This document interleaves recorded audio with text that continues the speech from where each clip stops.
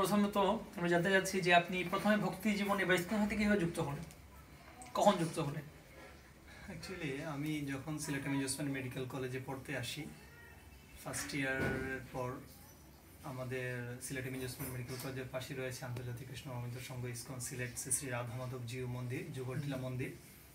তো পড়ালেখার পাশাপাশি যখন একটু অবসর থাকতো তখন আমরা মন্দিরে যেতাম ভগবানকে দর্শন করতে। তো আমরা যেরকম অন্যান্য মন্দিরে যেতাম ভগবানকে দর্শন করে চলে আসতাম, কিন্তু যখন ওই মন্দিরে যেতাম দেখতাম যে আসলে এটা জাস্ট একটা টেম্পল না, এটা একটা এডুকেশনাল ইনস্টিটিউট। ওখানে যারা ভক্তরা ছিলেন, আমরা যখন যেতাম মন্দিরে আমাদেরকে ওনারা সময় দিতেন। আমাদের বিশেষ করে পারমার্থিক অনেক প্রশ্ন ছিল আমাদের, যেগুলো আনসার করার কোনো জায়গা আমরা খুঁজে পেতাম না। তো বিশেষ করে যখন ইসকন মন্দিরে যেতাম তো ভক্তদের সাথে এই বিষয়গুলো নিয়ে আলোচনা হতো, তখন তাদের কাছ থেকে আমরা এগুলোর যখন সুন্দর সলিউশন পেতাম আমরা আরও বেশি অ্যাট্রাক্টেড হতাম। এভাবেই আসলে ইসকনের সাথে আমাদের যাত্রাপথ শুরু হয়। সেটা যে কত বছর আগে হবে? সেটা আজ থেকে অ্যারাউন্ড 2004 সাল, প্রায় 15 বছর আগে। প্রায় 15 বছর আগ থেকে তখন থেকে আপনি যুক্ত আছেন। আচ্ছা, তো এখন তো স্বাভাবিকভাবে আপনি যখন যুক্ত হলেন ইসকনের সাধুরাত্মার সাথে কথা বলতে কৃষ্ণ প্রচার করলেন। তো এই যে সমাজে একটা ধারণা আছে যে ইসকনে গেলেই সারা সবাইকে ব্রহ্মচারী বানিয়ে দিতে চাইবে, আপনাকে কি বলেছেন এরকম কোনো ভক্ত কোনো সাধুরা যে আপনি ব্রহ্মচারী হয়ে যান, ইসকনে মন্দিরে চলে আসেন, মঠে চলে আসুন? এটা আসলে সম্পূর্ণ একটা ভ্রান্ত ধারণা, কারণ এরকম কোনো ভক্তরাই কখনো আমাকে বলেনি পার্সোনালি, এবং অন্য কাউকে বলতেও আমি শুনিনি। এটা বাইরে যারা আসলে ইসকন মন্দিরে আসে না এবং যারা ইসকনের প্রতি বিভিন্ন ধরনের ভ্রান্ত ধারণা পোষণ করে, তারা নিজেরা না জেনে তারা মানুষকে বিভ্রান্ত করার জন্য এরকম বলে থাকে। কিন্তু আমি আমার ব্যক্তিগতভাবে কাউকে কখনো বলতে শুনিনি এরকম হওয়ার জন্য। তো ওনাকে কেউ ব্যক্তিগতভাবে বাঁচালেন, আপনি যদি বলে দিতেন যে না কেউ বলে দিয়েছে আমাকে ব্রহ্মচারী হতে। হ্যাঁ, তো আসলে যেমন আমরা প্রচার করি অনেকের কাছে, আমরা কাউকে বলি না যে আপনি চলে আসুন ব্রহ্মচারী হয়ে যান। আমরা আমাদের কথা হচ্ছে আমরা কৃষ্ণ ভাবনামৃত প্রচার করি। ব্রহ্মচারী গৃহস্থ এটা ভক্তির ব্যাপার না, এটা হচ্ছে বাহ্যিক একটা বর্ণাশ্রমের ব্যাপার। আমাদের জীবন চর্চা, জীবন ধারণ, মূলত উদ্দেশ্য হচ্ছে কৃষ্ণ ভক্তি করা।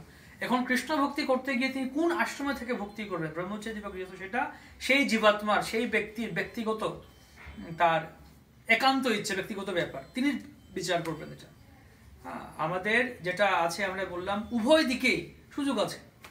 বরং আপনি তো আমাদের ইসকন সিলেটের সাথে যুক্ত আছেন ওতপ্রোতভাবে, তো আপনার কি ধারণা এখানে কতজন, এই যে ইসকন সিলেটের একটা কনগ্রিগেশন আছে বা একটা কমিউনিটি আছে, গৃহস্থ আর ব্রহ্মচারী, কেমন পার্সেন্টেজ হবে, রেশিও কেমন হবে, এটা অনুপাতটা?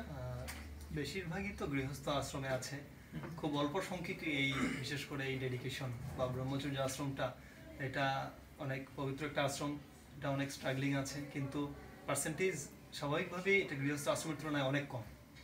কতজন ব্রহ্মচারী হতে পারে ইসকন সিলেটে? রাফলি আমরা যদি ধরে নিই অ্যারাউন্ড 80 থেকে 100। 80 থেকে 100 জন ব্রহ্মচারী আছে সিলেট মন্দিরে। আর কতজন গৃহস্থ হবে? গৃহস্থ এখানে আমাদের একটা বড় গৃহস্থ ফোরাম রয়েছে, কমপক্ষে 1000 খানেক গৃহস্থ ভক্ত এই আমাদের ইসকন সিলেটের, কমপক্ষে 1000 খানেক গৃহস্থ ভক্তরা এখানে যুক্ত আছেন। দেখতে পারেন আপনারা অধিকাংশ গৃহস্থ ভক্তরা আছেন, এবং প্রভুর মতো অনেকে আছেন, ডাক্তার, ইঞ্জিনিয়ার, শিক্ষক, উকিল, বিভিন্ন পেশায় যুক্ত আছেন, ব্যবসায়ী, তারা তাদের ভক্তি করছেন। আচ্ছা, এখন বর্তমানে আমরা আসি, বর্তমানে ফিরে আসি। তো বর্তমানে আপনি কিভাবে ভক্তি জীবন করছেন? আমরা চাইছি যারা নবীন ভক্ত আছেন, ইসকনে আসার জন্য চিন্তা করছেন, গৃহস্থ আছেন, গৃহে আছেন, অলরেডি ম্যারিড, বিবাহিত আছেন, তো তাদের সম্বন্ধে আপনি একটু আপনার পারিবারিক জীবন সম্বন্ধে, পারিবারিক লাইফ সম্বন্ধে, আপনার পরিবারে কে কে আছেন, তাদেরকে নিয়ে আপনি কিভাবে ভক্তি চর্চা করছেন জানতে চাইছি আমরা। আসলে আমি যখন বিশেষ করে সরকারি চাকরিতে জয়েন করি, বা আমি আগে সিলেটে একটা উপজেলাতে কাজ করতাম, কমলগঞ্জ উপজেলা, তো ওখানের পাশেই আমার যে বাড়ি ছিল, আমার বাবা মা এবং আমি প্রথমে আমাদের এই ভক্তি জীবন চর্চা শুরু করি। পরবর্তীতে আমি যখন গৃহস্থ আশ্রমে প্রবেশ করি এবং আমি সিলেটে আসি, সিলেট এম ওসমানী মেডিকেল কলেজে কর্মরত অবস্থায় এখনও আছি। তো পরবর্তীতে আমার মা দেহত্যাগ করেন, তো এখন আমি, আমার ওয়াইফ, আমার একটা 1 বছরের একটা মেয়ে রয়েছে, গুরু মহারাজের নাম দিয়েছেন হরিপ্রিয়া, এবং আমার বাবা। তো আমরা সকলেই এখন ভক্তি জীবন সবাই আমরা ফলো করছি, এবং এর মাধ্যমে আমরা আসলে পিওর স্যাটিসফ্যাকশনটা পাচ্ছি। অ্যাকচুয়ালি আমি বলতে চাই যে ব্যক্তিগত জীবনে আমাদের পেশাগত জীবনে বিভিন্ন ধরনের মাইলস্টোনস আছে। লাইক যখন আমরা MBBS পাশ করি তখন আমাদের একটা অনেক আনন্দ আমরা অনুভব করি, প্রথমবারের মতো ডাক্তার হওয়া, এটাতে অনেক আনন্দ আছে। তার পরবর্তীতে যখন BCS পাশ করি এটাতেও একটা স্যাটিসফ্যাকশন আছে, এবং পরবর্তীতে আমি একটা ডিপ্লোমা করেছি স্কিন ডিপার্টমেন্টের উপরে, এটাতেও একটা স্যাটিসফ্যাকশন আছে। কিন্তু বিশেষ করে ভক্তি জীবনে যুক্ত হওয়ার পর, বিশেষ করে ভক্তি জীবন চর্চায় যে তৃপ্তি অনুভব করা যায়, যে স্যাটিসফ্যাকশন আমরা পাই, বাহ্যিক অ্যাচিভমেন্টের মাধ্যমে যে স্যাটিসফ্যাকশনটা আসে তার তুলনায় এটা সম্পূর্ণ নগণ্য। অর্থাৎ ভক্তি জীবনের মাধ্যমে আমরা যে আনন্দটা অনুভব করি সেটা বাহ্যিক কোনো সাফল্যের মাধ্যমে আমরা পাই না, আমি ব্যক্তিগতভাবে পাইনি। এবং আমার ব্যক্তিগত জীবনে আমি যেটা ফলো করি, যে আমার পেশাগত জীবনের শুরু থেকেই বা তার আগে থেকেই আমার একটা এরকম একটা প্ল্যান ছিল যে আমি আমার দিনের পুরোটা সময়কেই শুধুমাত্র আমার অর্থ আয়ের উৎস হিসাবে নিতে পারি না। অর্থাৎ আমি আমার পুরোটা সময়ই শুধুমাত্র পেশাগত জীবনকে দিতে আমি রাজি ছিলাম না। আমার প্ল্যান ছিল যে আমি অনেক আগে শুনেছিলাম যে মে দিবসের একটা স্লোগান ছিল, তারা একসময় বিদ্রোহ ঘোষণা করেছিল এবং তারা বলছিল যে আমরা 8 ঘন্টা কাজ করব, আমরা 8 ঘন্টা রিক্রিয়েশন করবো, 8 ঘন্টা আমরা ঘুমাবো। তো তারা পরবর্তীতে সফল হয়েছিল এবং পরবর্তীতে মে দিবস আপনারা জানেন এস্টাবলিশড হয়। কিন্তু এরকম আমি ভাবতাম, আমি দেখি যে অনেকেই আছে আমাদের আশেপাশে, অনেকে স্ট্রাগলিং করছে, দিন রাত কঠোর পরিশ্রম করছে, কিন্তু তাদের জীবনে তারা আসলে হ্যাপি না। তো আমি যখন ভক্তি জীবনের সাথে যুক্ত হলাম তো আমি ভেবেছিলাম যে আমি আমার জীবনে একটা পার্ট রাখবো, জাস্ট আমার পেশাগত জীবনকে আমার জীবিকা নির্বাহের একটা উপায় হিসাবে, এবং বাকিটা সময় আমি কৃষ্ণ ভাবনায় নিজেকে যুক্ত রাখার চেষ্টা করব। আমি প্রভুপাদের একটা কোর্টে দেখেছিলাম, প্রভুপাদ বলেছিলেন যে তোমরা বাঁচার জন্য সংগ্রাম করো এবং মৃত্যুর জন্য প্রস্তুত থাকো। তো পেশাগত জীবনে আমি যেটা ইনকাম করছি সেটাকে আমি আমার বাঁচার জন্য সংগ্রাম হিসাবে ধরে নিয়েছি, এবং মৃত্যুর জন্য প্রস্তুত থাকার জন্য আমি ব্যক্তিগতভাবে আধ্যাত্মিক জীবনকে বেছে নিয়েছি, যেটা আমার ইনার স্ট্রেংথ ডেভেলপ করতে সহায়তা করবে, আমাকে ফাইনালি মৃত্যুর জন্য আমাকে প্রস্তুত করতে সহায়তা করবে। এটা গুরুত্বপূর্ণ কথা বললেন প্রভু, যে দুটো জিনিস করতে হবে আমাদেরকে, বাঁচার জন্য সংগ্রাম যেটা আমরা করছি সবাই, স্ট্রাগল ফর এক্সিস্টেন্স, আরেকটা হচ্ছে মৃত্যুর জন্য প্রস্তুতি, প্রিপারেশন ফর ডেথ। এটা আমাদের করা উচিত, বিচার করা উচিত। আচ্ছা, তো আপনার তো বিভিন্ন কলিগেরা আছেন যারা ডাক্তার আছেন, বা আরো অনেকে দেখতে পাচ্ছেন আপনি, তো তাদের লাইফস্টাইল বা আপনার লাইফস্টাইল, বা আগে আপনি ভক্তিতে আসার আগে ছিলেন, আপনি কি এমন করেন আপনার লাইফ দিন 24 ঘন্টার মধ্যে প্রতিদিন কি এমন করেন যা আপনাকে তাদের সাথে একটু ডিফারেন্ট বা একটু আলাদা বলে মনে হয়? কি এমন পার্থক্য? পার্থক্যের মধ্যে যেমন আমার পেশাগত জীবনে যখন আমি কাজে চলে যাই তখন আমাকে এঙ্গেজ থাকতে হয় সম্পূর্ণ ভিন্ন একটা বিষয় নিয়ে, কিন্তু এর আগে এবং এর পরে যেমন আমি স্বাভাবিকভাবেই ভোরবেলা ঘুম থেকে উঠতে হয়, ভোরবেলা ঘুম থেকে উঠে আমরা ফ্রেশ হয়ে ভগবানকে আমরা আরাধনা করি, তারপর আমরা হরিনাম জপ করি, যেটা হচ্ছে বর্তমান যুগের যুগধর্ম হরিনাম জপ, যেটা আমাদের সাউন্ড মেডিটেশন আমাদের মনকে নিয়ন্ত্রণ করতে সহায়তা করে, যেটা আমি আমার ওয়ার্কিং প্লেসে গেলেও এটাতে আমি হেল্প পাই। কারণ বিশেষ করে আপনি জানেন যে আমরা যারা মেডিকেল সেক্টরে কাজ করি অনেক স্ট্রাগলিং থাকে, আমাদের অনেক মিসম্যানেজমেন্ট থাকে যেগুলোকে অনেক সময় ম্যানেজ করতে হয়। তো আমি ফিল করি যে আমার এই মেডিটেশন বা ভগবানকে ডাকার জন্য আমার যে চেষ্টা, এটা আমাকে অনেক হেল্প করে আমার মাইন্ডটাকে কুল রাখতে, এবং বিভিন্ন প্রতিকূল পরিবেশে নিজেকে গুছিয়ে রাখার জন্য এটা আমাকে অনেক সহায়তা করে। পাশাপাশি যেমন আমাদের অনেক বন্ধু বান্ধবকে বিভিন্ন আনন্দের উৎসের জন্য তারা দেখি অনেক বেশি পরিশ্রম করতে হয়। তারা যেরকম আমাদের এই পেশাগত জীবনে যখন তারা অনেক বেশি স্ট্রেসফুল করে তখন তারা বিভিন্ন ধরনের অনেকে আছে যে সিনেমা দেখতে চায় বা বিভিন্ন জায়গায় ঘুরতে যেতে চায় বা তাদের এই বোরিং লাইফ থেকে বের হওয়ার জন্য, কিন্তু আমাকে আলাদা করে ভাবতে হয় না আমার আনন্দের উৎস খোঁজার জন্য। কারণ আমি জানি যে আমার ওয়ার্কিং প্লেস থেকে বেরিয়ে গিয়ে যখন আমি আমার স্বাভাবিক জীবনযাত্রায় ফিরে যাব, সেখানে ভগবানকে ডাকার মাধ্যমে, ভক্ত সঙ্গ করার মাধ্যমে, ভগবানের মহিমা শোনার মাধ্যমে, হরিনাম কীর্তন এগুলোতে অংশগ্রহণ করার মাধ্যমে আমি যে আনন্দটা অনুভব করি সেটা এই আনন্দটা অন্য কেউ ফিল করতে পারে না।